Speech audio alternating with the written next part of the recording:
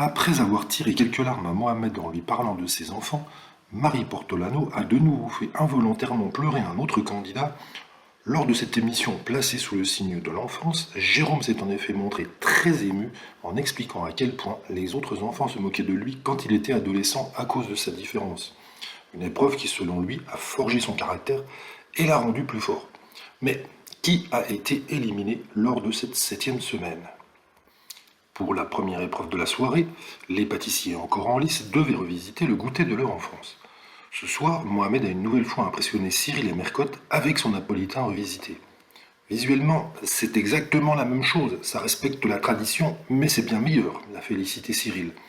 C'est tout ce qu'on attendait, bravo, a ajouté Mercotte. Jérôme a également régalé le jury avec sa revisite du petit gâteau à la figue. Je n'aurais pas misé un centime sur ça. Et pourtant, c'est un truc de fou, s'est exclamé Cyril. Aya a aussi tiré son épingle du jeu grâce à son Oreo XXL qualifié de belle réussite par le duo.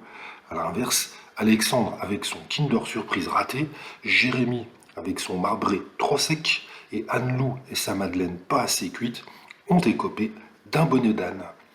Pour l'épreuve technique, les candidats ont tenté de réaliser un équilibre, soit une tour composée de 192 biscuits de couleurs différentes. Pour satisfaire Mercotte, leur gâteau devait atteindre au moins 35 cm de hauteur.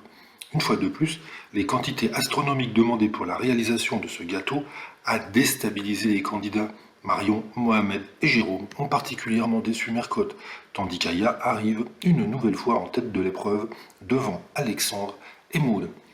Enfin, les 9 candidats ont dû réaliser leur jeu d'enfance en gâteau sous les yeux bienveillants du pâtissier François Perret. Si personne n'a fait un sans faute sur cette épreuve, le pâtissier a souligné le travail de Marion avec son twister, le jokari d'Alexandre et le qui-est d'Aya. Au final, Anne-Lou a été éliminée et Aya décroche le tablier bleu.